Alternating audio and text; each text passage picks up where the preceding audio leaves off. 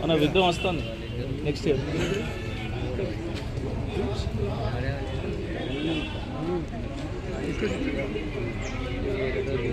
అది ఇప్పల్ నరసింగపూర్ మా ఇంటి ముందు గాలి పడిపోయి ఉంది.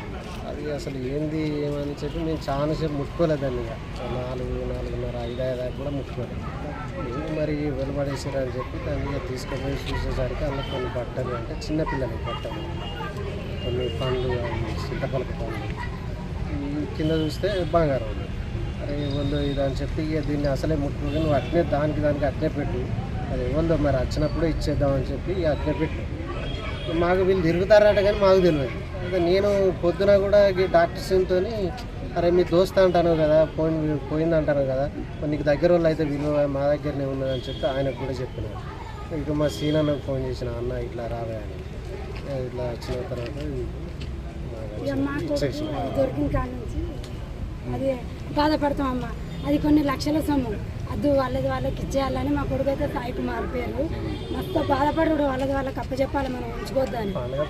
రోజు మనం దొరికితే బాధపడతాను, మనకి టెన్షన్ పోయినది ఎంత బాధ ఉంటుంది. ఇవ్వాలి మేము మనకని మా కొడుకు బాధపడు చాలా ఇచ్చేయాలి వాళ్ళకి. మా కొడుకు పేరు సాయి కుమార్, నా పేరు నఫీజా. పోయిన కాంచి కాట్రపల్లి కాంచి ఇక్కడ దాకా ఎత్తుకుంటూ వచ్చినాం. ఎత్తుకుంటూ వస్తే ఇక్కడ ఇప్పల్ నరసింగపురం కన్నా పడ్డదంటే ఆన్నే ఆదరవుగా చూసి చెరువులలో పెట్టినాం. మాకు ఆన్నే ఆదరవుగా వాళ్ళ ఇంటి ముందట పడ్డదని అక్క దొరికిందని మాకు చెప్పింది, ఇచ్చింది. అక్కకు ధన్యవాదాలు, అందరికీ ధన్యవాదాలు, ఊరోళ్ళకు మీ అందరికీ ధన్యవాదాలు.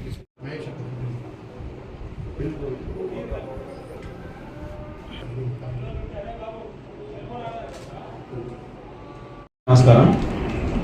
తేదీ 23/9/2025 మాకు ఒక పిటిషన్ రావడం జరిగింది. రెండమైన రమేష్ అని చెప్పి రంగాపూర్ గ్రామస్తుడు, అతను వేలేరు నుండి రంగాపూర్ గ్రామానికి వస్తున్నప్పుడు అతను ఒక కవర్లో బట్టలు అలాగే ఒక 13 తులాల బంగారం కవర్లో పెట్టి బండి వెనుక భాగం ఉన్నటువంటి ఆ కొండకి పెట్టుకోవడం జరిగింది. అతను వస్తున్న గ్రామంలో కవరు తెగిపోయి ఎక్కడో పడిపోయింది, అందులో ఉన్నటువంటి బంగారం మిస్ అయిందని చెప్పి నాకు ఫిర్యాదు చేశాను. దానిపైన మేము ఒక టీం ఫామ్ చేసి దాన్ని వెతకడానికి ప్రయత్నం చేశాము. దీనిలో భాగంగా మా టీము కానిస్టేబుల్ వినయ్, తర్వాత కానిస్టేబుల్ రాజేశ్వరరావు వీళ్ళు వెళ్ళి సీసీ కెమెరాలు అన్నీ తనిఖీ చేయగా ఇప్పల్ నరసింగపూర్ గ్రామంలో అది అక్కడ పడిపోయినట్టుగా మాకు సీసీ కెమెరాలతో తెలిసింది. గ్రామం ఎంట్రన్స్ దగ్గర బండికి కవర్ ఉంది, తర్వాత గ్రామం దాటిన తర్వాత కవర్ ఉంది, ఆ గ్రామంలో పడిపోయిందని చెప్పేసి తెలుసుకోవడం జరిగింది. అక్కడ ఎంక్వైరీ చేస్తే ఆ సమ్మాయి అని చెప్పేసి వాళ్ళే మాకు ఇట్లా కవర్ దొరికిందని చెప్పేసి స్వచ్ఛందంగా సమ్మాయిను తన భార్య వాళ్ళిద్దరు కూడా మాకు కవర్ దొరికిందని చెప్పేసి స్వచ్ఛందంగా తీసుకొని వచ్చి ఇవ్వడం జరిగింది. ఈరోజు అంటే వస్తువులు, ఆ బంగారు వస్తువులు అన్నీ కూడా వారికి సంబంధించినటువంటి వారికి రెడ్డమైన రమేష్ వాళ్ళ భార్యకు వారికి అందచేయడం జరిగింది. దొరికిన వస్తువులు తీసుకొచ్చి ఇచ్చేలో వారిని పోలీసు డిపార్ట్మెంట్ తరఫున మేము అభినందిస్తున్నాము.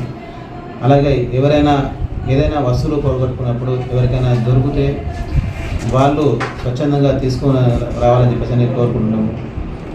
ఎందుకంటే అది బాధగా ఉంటుంది. అలాంటి విలువైన వస్తువులు పోయినప్పుడు వారికి బాధ ఎక్కువ ఉంటుంది. కాబట్టి మీకు దొరికినట్టయితే స్వచ్ఛందంగా తీసుకొచ్చి ఇవ్వాలని చెప్పేసి ఈ సందర్భంగా కోరుకుంటున్నాను.